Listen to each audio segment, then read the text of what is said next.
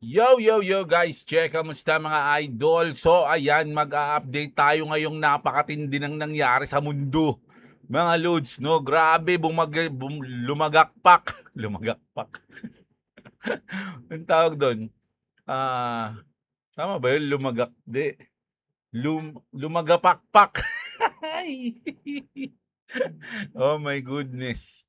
Mga loads, no? So grabe, no? Talagang bagsak ang market, mga idol. Ang tindi na nangyari. Umabot tayo ng, sa pagkakaalam ko, 65.3. Oh, 'di ba? So tandang-tanda ko 'yan kasi talagang binabantayan ko 'yan eh. Mga idol eh. So pagkagising ko nga kanina meron akong 17,000. Nagulat ako, bakit kaya ano 'to, saan galing 'to? And pagtingin ko tinamaan na pala lahat ng aking lock profit, mga lodi. Grabe, 'no? Wala tayong position. Pero naglagay ulit tayo ng bagong position. Okay, so nagtsumempo tayo kanina, mga idol, no? At sige, tingnan na natin yung chart muna natin, mga idol. Punta muna tayo sa BDZ. Bitcoin natin sa ngayon 66.3. Oh my God. No, sabi ko sa inyo, umabot siya ng 65.3. My goodness, mga idol. So si XRP natin, umabot siya ng, ano nabot nito ni Baby XRP? 1.18. Oh my goodness gracious goodness, mga lodi. So naka-position tayo dyan. At uy, medyo tumaas baba na pala. Hindi ko nakita, naghahanap ako news eh. So naka-lock profit ako dito sa 50% kanina nito eh. Asa na ba yung naka-lock profit tayo dito. Ayan, sa 50%, no? Kasi dito kanina yun eh. Mangat na pala, hindi ko nalagyan ng 50%. Tingnan natin yung 50% ng dulo na. So maaangat tayo ng konti. Konti lang naman. So angat ko lang dito ng konti yan, mga lods, no? So 50-50 lang tayo, mga lodi. Konti-konting 50-50% lang. O, ayan. So far, 2.8, no? Margin natin dyan, 100 USD. Pero nakalagay dito, ano? Hindi, siguro 95 USD lang margin ko dyan. Kanina, yung pinanalo natin na 17, binawasan ko na, nilagay ko na dun sa iba. Nagbodega tayo ng konti kasi nga bumaba eh. Mga idol eh. So, nag-iwan lang tayo ng pang-trade ngayon, mga lodi. Nilakihan ko yung iniwan ko kasi inisip ko bababa ng bababa, baka matalo tayo na matalo. No? So, pero so far, ito yung pangalawang trade natin. Kanina inabot tayo, so talo tayo. Bali 1-1. No, yung unang position natin, natamaan yung stop loss natin. Pangalawang position natin, ito, positive, no? Stop loss natin kanina 15 USD. So negative 15 USD tayo kanina, tas ngayon positive tayo ng 49 USD. So kung tatama siya sa ating 50%, 29, so magiging parang quits lang. Magiging parang quits lang. So kailangan medyo magwagi tayo dito, mga lodi, no? So, ayan, meron tayong position dito na nasa ano, saan ba yung position na? 1.19. Doon tayo nakapag-position ngayon ng anong oras to, alas 11 o kasi tanghali na ako, mga idol, kasi ano yung 'di ba ano ngayon yung pupuntahan sa school, no, brigada. So naghatid-hatid tayo at yun, dalawa yung ating hinatid eh. So, medyo tinanghali na tayo. Tsaka yung news natin, medyo nalate ako. Hindi ko na maano yung mga news ko. Kagabi kasi tinapos ko yung Arcane. Tayo, lupit eh. Ang tindi, mga lods. Naabot ata ako alas 3 ng madaling araw. Naiyak ako kay Isha, grabe. So, yan. Habang binabantay ako yung bagsak ng market nun eh, mga lodi, kaya lang nakatulog. Ang tindi nun kasi saktong-sakto pagkatulog ko, dun sakto, hindi ko nakita yung pagkatama sa mga stop loss ng sa akin, mga lodi. Ang tindi nga eh. Pagising ko na lang kanina nakita ko. So ito, mag-news na tayo. Alam nyo ba, ang daming good news ngayon pero talagang bumagsak yung market. Bakit kaya? Kasi bear market daw. O ito na, hyperliquid pa lang, mga lodi, sabi nga dito, these hyperliquid ETFs need to stop na. Bakit? Kasi 13 straight days of net inflows. That's exactly what 21 shares and Bitwise Spot hyperliquid ETF have done. Yesterday saw a $1.28 million in net inflows, which, will less than has been typical, brings the products AUM to sum of 185 million. So goods yan kasi yung inflows ng hyperliquid tuloy-tuloy ng 13 straight days. Mga Lodi, malupit din, di ba? Oh, parang yung ginawa ng XRP pero ganun pa rin. Polygon naman mga Lodi, Polygon stablecoin supply will not stop growing. According to data on Delima, ano ba to? Alam ko Senator Delima, DeFi Llama pala. According to data on DeFi Llama, the market cap of all stablecoins on the Polygon network is up to 9.69%. Ano to positive over the past week. The rise brings it close to flipping Arbitrum. So, ganun kalupit. Alam niyo yung Polygon, kala ko nakalimutan na nga to eh. Ito ba yun? Tama ba? Polygon ba? O Matic yun? Ay, hindi. Tama. Di ba? Polygon, Matic eh. The stablecoin supply on which has also grown over the last 7 days, but at less than half the speed of Polygon. Arbitrum stablecoin supply, 3.8 billion. Polygon stablecoin supply, naku, malapit na maabutan mga idol, no? So, ayan, naghahabulan na sila, malupit-lupit. At ito, isa pang good news, lalong-lalo na sa mga napomo sa XLM. Oh, ayan This financial giant has choose XLM to launch its own stablecoin. Ano yun? Ano yung financial giant na yan? Siguro naman familiar sa inyo ang MoneyGram. Oh, remittance giant MoneyGram has just announced the launch of its very own MGUSD stablecoin. It has chosen Stellar Org especially as the blockchain to host the new USD-based asset. MoneyGram will hold MGUSD in Fireblocks HQ while Bridge stablecoin has been chosen as the regulated issuers. Nako, ang dami naman siya. Medyo marami ng good news tayo nakikita ngayon sa XLM simula nung sa DTCC News, no? Puro good news na. Check nga natin kung anong lagay ng XLM, mga Lodi. Kasi nag-pump yun eh, di ba?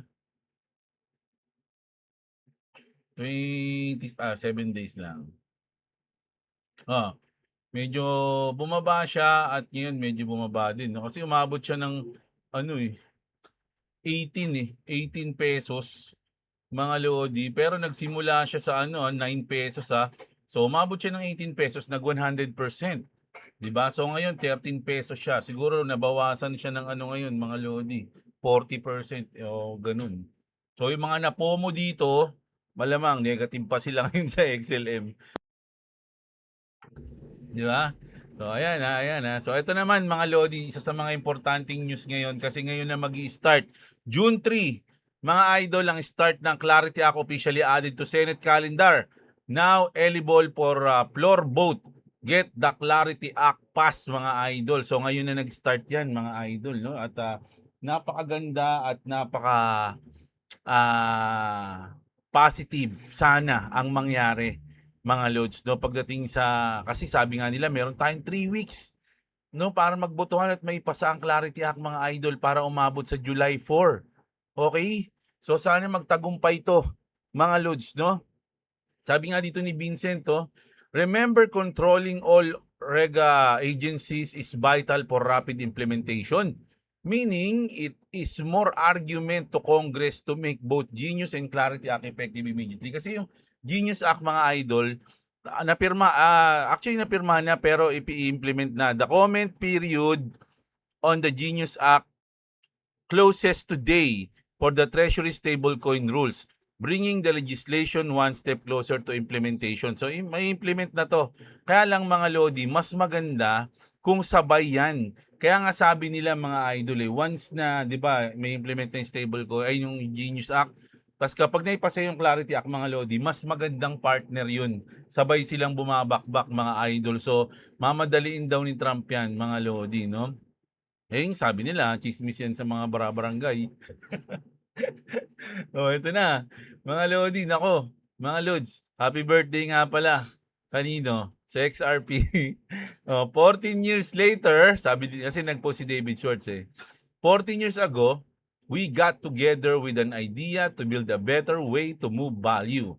What happened next was something none of us could have built alone.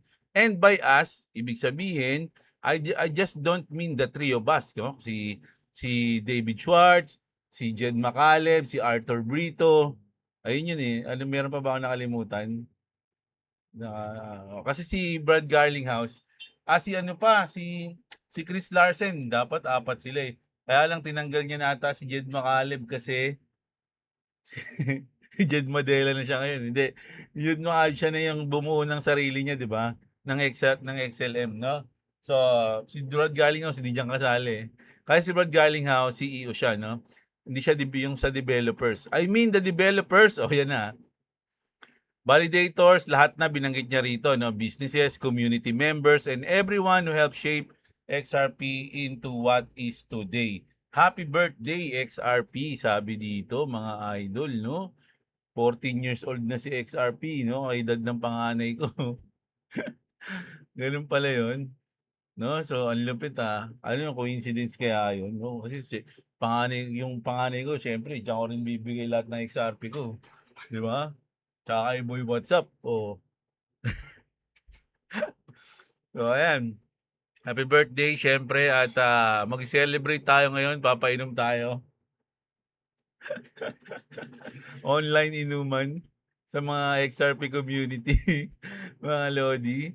Oh, sabi dito mga Lodi, kahit ngayon today, Ripple expands its Washington DC office to deepen engagement with US policymakers and regulators as digital asset policy takes center stage. Ako mga idol, kahit na yung parang yung sa Clarity Act, 'di ba yung Clarity Act, dinalakad nila. Kaya lang kasi parang maraming nagda-doubt o meron pang maliit na porsyento o may porsyento talaga na baka ma-delay siya. Kaya yung Ripple, mga Lodi, kahit na gumagawa sila ng paraan pagdating pa rin sa mga regulators kahit na hindi na dun sa Clarity Act. Pero kumukuha sila ng mga parang alam niyo yun, yung aprobahan nyo kami sa ganito, kumbaga ganyan, dapat magkaroon kami ng basta yung ganun para kahit na hindi pumasa yung Clarity Act, meron pa rin silang mga pangbala, no, sa mga big companies, no, at institution, mga Lodi, na eto naaprobahan kami ng ganito, may ganito kami, may ganyan kami. So alam niyo yun, yung ganun.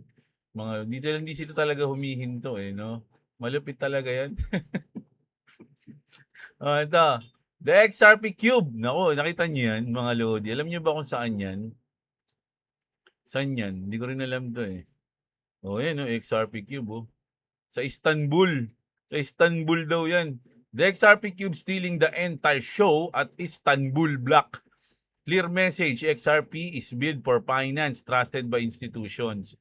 Ayan mga idol, no? The future of finance is on-chain and XRP is leading the way. Okay, mga idol. Ayan Istanbul, Istanbul. Sa looban. The XRP Cube stole the show though. Ayan mga lods eto tapos na pala yung crypto news natin. Ngayon mga idol sandali ano ko lang sa inyo. So, enjoyin nyo lang yung journey mga lods, no, sa akin kasi actually sa mga ganitong panahon medyo mas nai-excite ako. Nagkakaroon tayo ng chance na pumosisyon, mag-trade. Kasi kapag boring yung market, natatandaan nyo ilang linggong ganun lang ng ganun yung market Ganyan lang ng ganyan. Napakaliit ng up and down. Doon naiinis ako sa ganun Mga lods, walang chance na magkaroon tayo ng position. So sa ganito, na bumabagsak, umaalo ng konti, yan. Gusto ko yung mga ganyan kasi nakakapag-trade tayo sa futures. Pero hindi ko sinasabing gawin nyo yan, mga idol. Hindi ko rin sinasabing bumili kayo ng coins na nababalita natin. Do your own research. Huwag kayong umasa para bumili, mag-gold, magbenta ng kahit anong coins, mga idol. I'm not a financial advisors. Pero sinishare ko sa inyo yung mga ginagawa ko sa trade, sa invest natin kaya lang bawal kasi sabihin yung invest, mga Lodi, sabi ng SEC kasi parang pinopromote mo daw yung coins. So, pero nakikita nyo naman yung bias natin.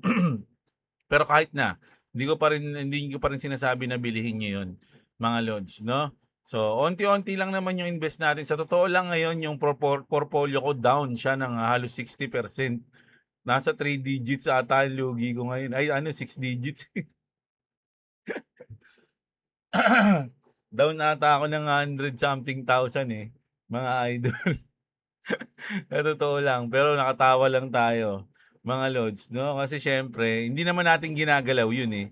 Kumbaga naka-stay put lang 'yun, tumataas siya ng 6 digit, bumababa siya ng 6 digit, 'di ba? Pero ang ini-enjoy natin yung maliliit lang na trade natin. Kasi dito dahil dito nakakadagdag tayo ng pangbodega, mga idol, 'no? So ayun lang, kaya medyo nag-e-enjoy tayo dito. Basta huwag niyo lang kalimutang mag-lock profit at stop loss.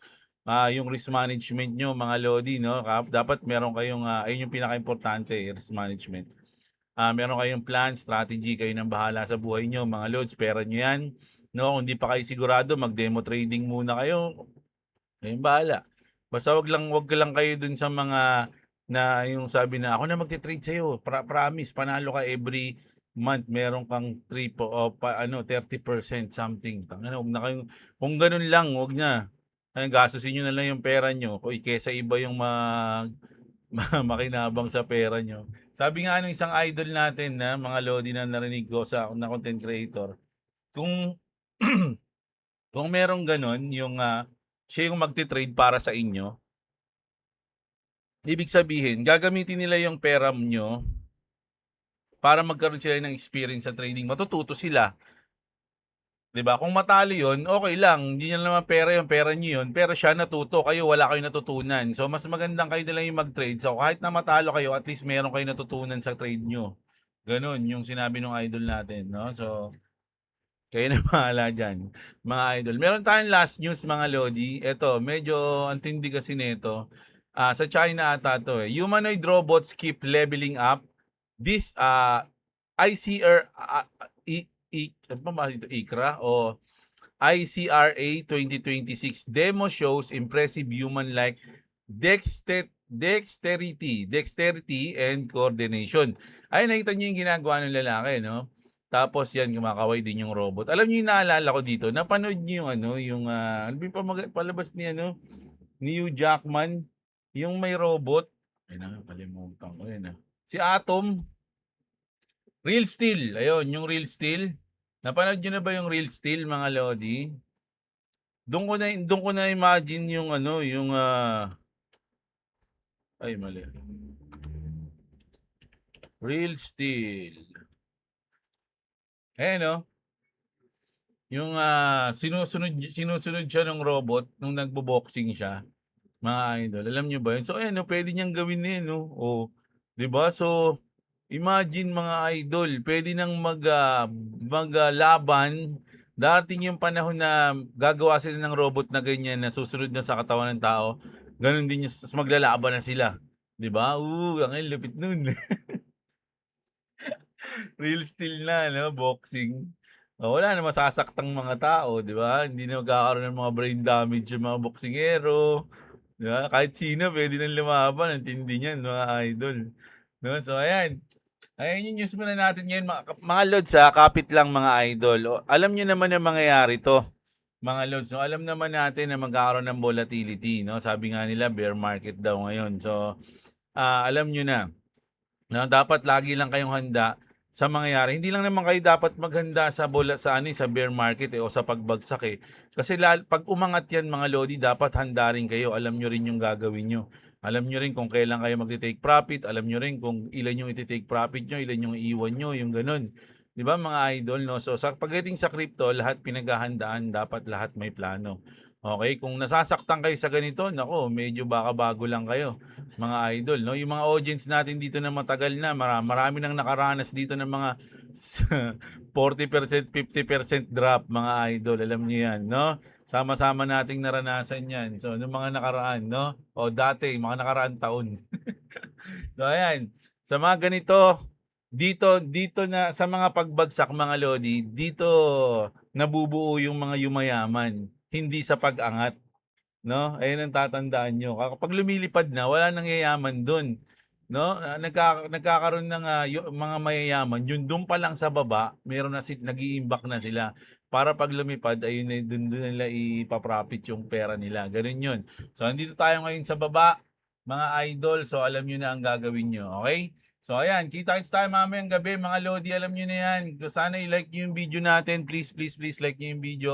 At syempre subscribe kayo, check nyo yung notification bell para nanonotif kayo. Check nyo yung mga link dyan sa baba ng description, lalo na kung wala pa kayong crypto exchange, yun yung BitGet natin link dyan. Check nyo na lang dyan mga Lods, no? Napakatindi yan. So kita-kits tayo, maraming salamat sa mga nanonood. Magandang araw sa inyo mga kapatid at What's up? oh yeah, happy birthday XRP and happy Wednesday. Okay? June 3. Love you all.